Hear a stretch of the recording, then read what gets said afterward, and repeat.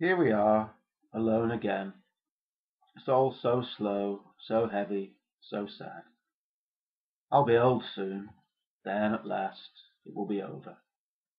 So many people have come into my room. They've talked. They haven't said much. They've gone away.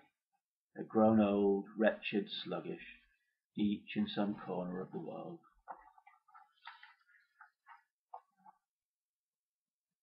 Now, that was the opening of Louis Ferdinand Céline's amazing novel, Death on the Instalment Plan. And the music you heard was Tazogare by Bill Wells and Aidan Moffat, available on Chemical Underground. The album is Everything's Getting Older. Bill Wells and Aidan Moffat and Louis Ferdinand Céline. This is actually a retake of the opening of Clanging Chimes of Doom Channel 4 pilot, which we're all very excited about, of course. The first time I filmed the opening, I apparently said something that could have got us in trouble legally. And in asking me to redo the beginning of the opening monologue, the producers also found time, and I'll be discussing this later in a bit that I won't be redoing, that will be edited in after this bit. But the producers pretty much begged me to reconsider opening with the Tazagari music and the passage from Louis Ferdinand Céline's really rather obscure 1932 French novel. But, you know, as you'll gather later on in the discussions we have about the whole Channel 4 pilot adventure that I've had over these past few days, you'll understand why I kept it in. I mean, will that do? We've done the music and the passage, and I've said it, and I don't think there's anything libelous this time, so perhaps we could leave it there. I am not actually sitting in my kitchen addressing you today. As said, and as you've probably seen via a caption, this is the Channel 4 pilot of the Clanging Chimes of Doom. And my kitchen, which I previously broadcast from, has been expensively, very, very expensively reproduced with alarming fidelity here in a TV studio in London. Yeah, I mean, I asked the people at Channel 4 whether or not I couldn't just actually do the thing from my kitchen and broadcast from there, and just email them the results and they could broadcast them. But they said no, they'd prefer it if I came down and did it in a studio, and they'd recreate my kitchen for me at great expense. And I asked them, well, why can't you just give me the money that you would have spent recreating my kitchen, and I'll just do it from my kitchen and send you the raw footage, and you can do whatever you want with that. But give me the money.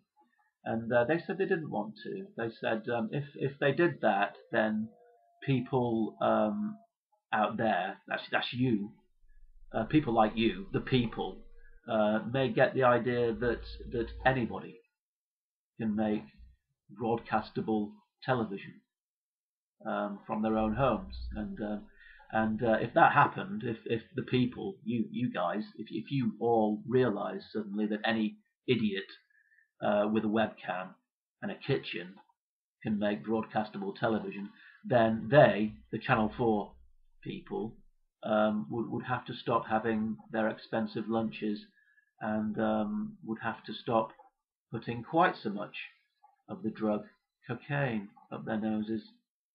I mean, they didn't actually say that was the reason, but I mean, I inferred that, and They also begged me to shave most of my hair off. They said it was too bushy and that it looked like a ginger afro. So I've done my best to get it up as much as possible. I hope it's not losing its shape. Would be my worst nightmare. Here we are. Yep. Yep. Hope that's looking like a ginger afro.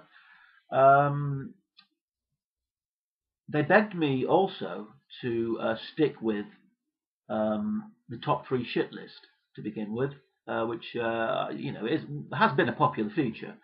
But unfortunately, I've had to can the shit list because I did submit the script to them, but they said that what I was about to say about this week's number 1, David Walliams, actually represented something called libel, and I could well be sued.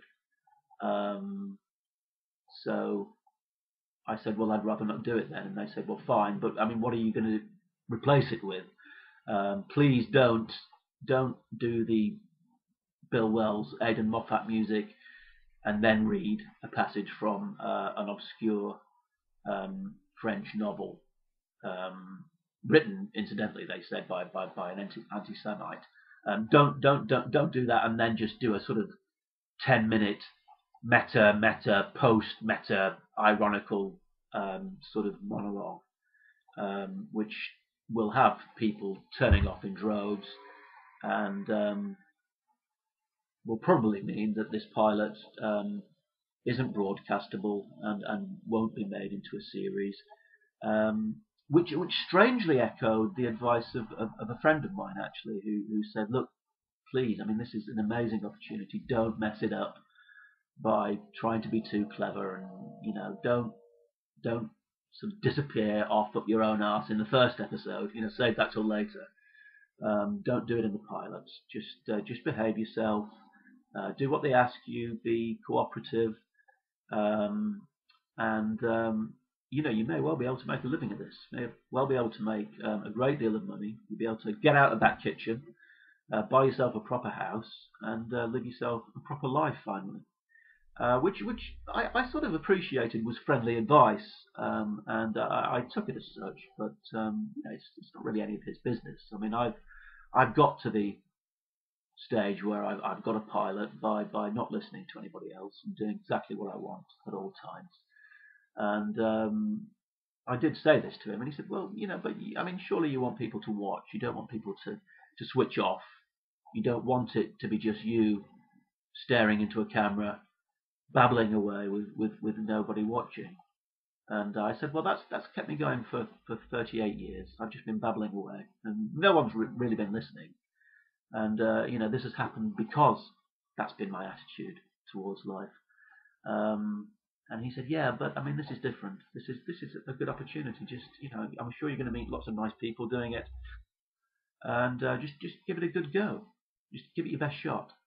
And I said, well, we'll see. We'll see. And it has been, I have to say, one argument after another. The David Walliams thing,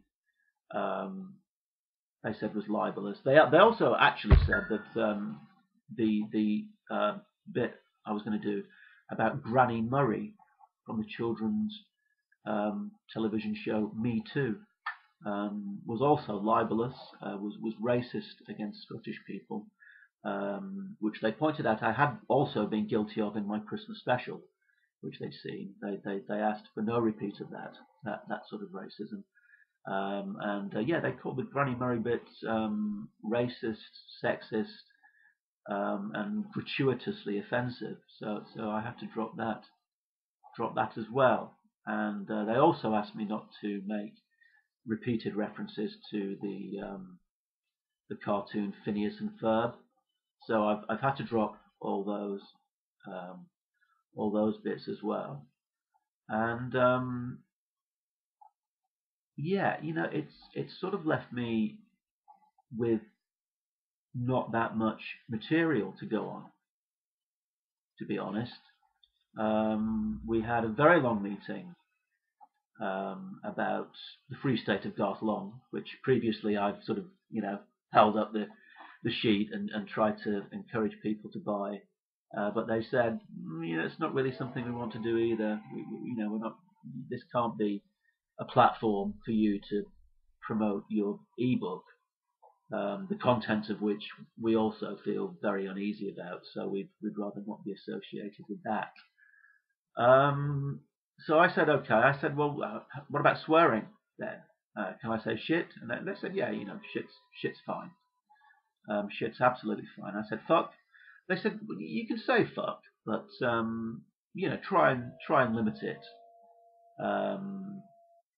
if you can, please. We'd rather you didn't say fuck too much. Shit's fine. Fuck. Also permissible, but we don't want you just sitting there. Fuck, fuck, fuck, fuck, fuck, fuck, fuck, fuck, fuck, fuck, fuck, fuck, fuck. So I said I'd bear it in mind. And they then generously said that I could have one cunt per show.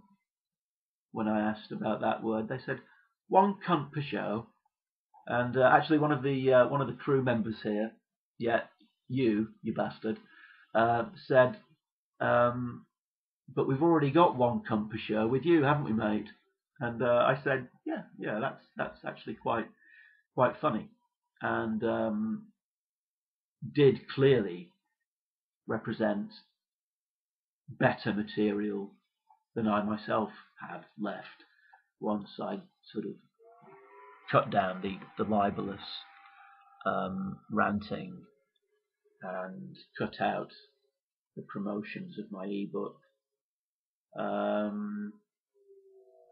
And then really I was just left with the Gorvy man. Gorvy cakes. But then we sort of had an argument about that as well, so I decided to ditch that. And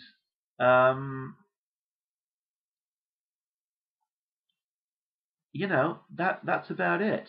I mean, they're telling me that probably what we're going to do is cut this, intercut sort of little sketches and things, and they wanted me to review some films as well. They said, oh, you could review The Dark Knight or something, and I said, well, yeah, I can do that without seeing it.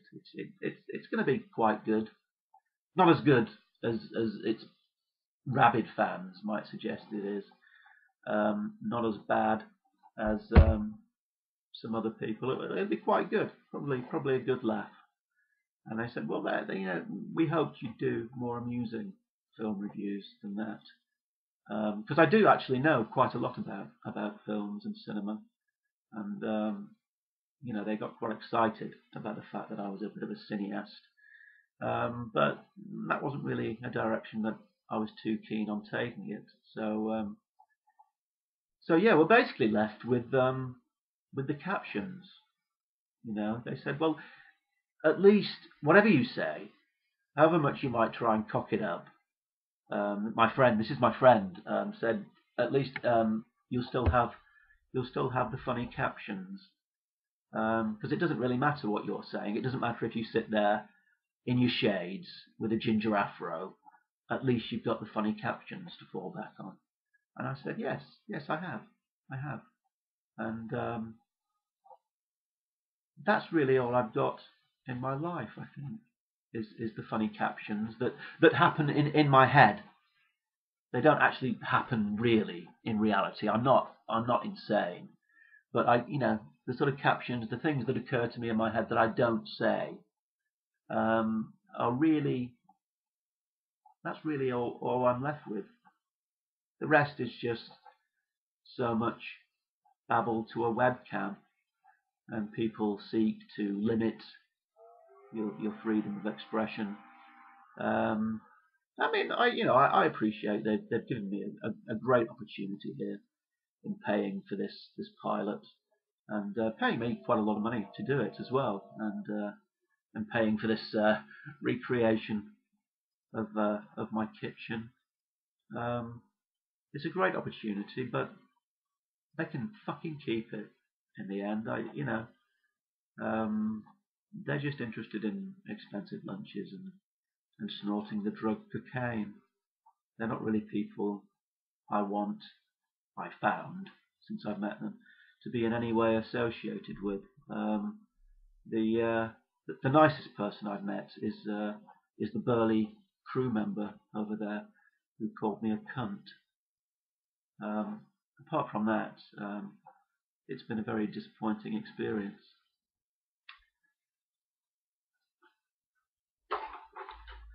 So yeah, disappointing overall is how I'd rate the pilot.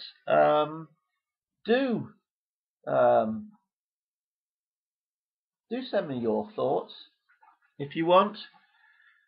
And that was just me queuing up the old "Just Another Sucker on the Vine" music by Tom Waits. Thought it wasn't working there, but it is. Decided to still end with that. They said, well, that's going to cost us a lot of money. Tom Waits doesn't give his tunes away cheaply.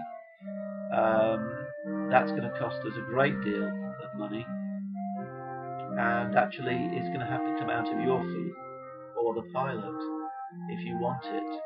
And I did insist on it. I insisted on doing it, and that actually ate up 65% of my fee for the pilot, I discovered. And I've been down here 6 days now, and it's been terribly disappointing. Really has been terribly disappointing. But who knows what will happen when it's broadcast. I hope you've enjoyed it.